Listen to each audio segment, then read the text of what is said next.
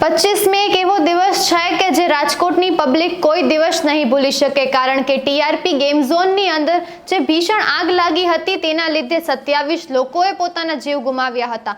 હજી સુધી આ કેસની અંદર કોર્ટ દ્વારા કોઈ જ નિર્ણય લેવામાં આવ્યો નથી।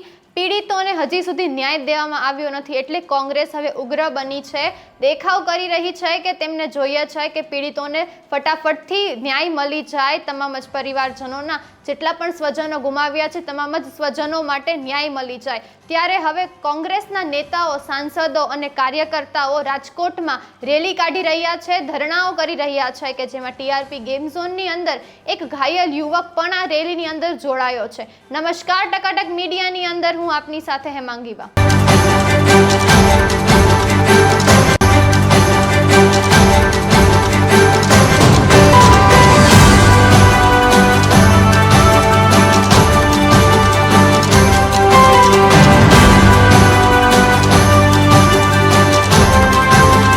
રાજકોટ અગ્નિકાંડમાં 27 લોકોએ પોતાના જીવ ગુમાવ્યા હતા, ત્યારે તેમના પરિવારને ન્યાય દેવા માટે કોંગ્રેસ હવે દેખાવ કરી રહી છે રાજકોટમાં। જ્યારે કોંગ્રેસના કાર્યકર્તાઓ રેલી કાઢી રહ્યા છે રાજકોટમાં, જેમાં સાંસદ ગિનીબેન ઠાકર, અમિત ચાવડા અને સહિતના કાર્યકર્તાઓ અને મોટા ભાગના કોંગ્રેસના નેતાઓ પણ આ રેલીની અંદર જોડાયા હતા। અને ત્યારે એક ઇજાગ્રસ્ત યુવાન કે જે ટીઆરપી ગેમ ઝોનની અંદર હતો અને પોતાનું જીવ બચાવીને બહાર આવ્યો હતો, તે પણ આ રેલીની અંદર તમામ જ સાંસદ અને કાર્યકર્તાઓની સાથે જોડાયો હતો। ત્યારે તમામ જ રેલી કાઢવામાં આવી હતી। ત્યારે એનઆઈસીયુના પ્રમુખે સરકારી બસ ઉપર ચડીને દેખાવ કર્યો હતો, જ્યારે પોલીસે અનેક કાર્યકર્તાઓની અટકાયત પણ કરી છે આના ઉપર। બહુમાળી ભવનમાં આ દેખાવ કરવામાં આવ્યો હતો અને ત્યાંથી લઈ અને પોલીસ કમિશનરની કચેરી સુધી રેલી કાઢવામાં આવી હતી। તમામ જ રોડને ચક્કાજામ કરી દીધો હતો।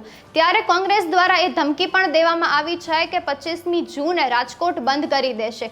આ તમામ જ વસ્તુઓને ધ્યાનમાં રાખીને રાજકોટ પોલીસ વિભાગે તમામ જ જગ્યાએ પૂરતો બંદોબસ્ત કર્યો છે કે આવી કોઈ જ વસ્તુઓ ફરી પાછી ના સર્જાય રાજકોટની અંદર।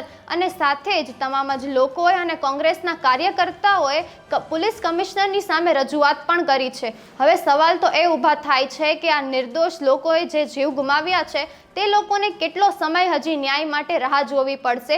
આ પરિવારજનોને કેટલો સમય હજી પોતાના સ્વજનો ગુમાવ્યા છે તેની રાહ જોવી પડશે ન્યાય માટે?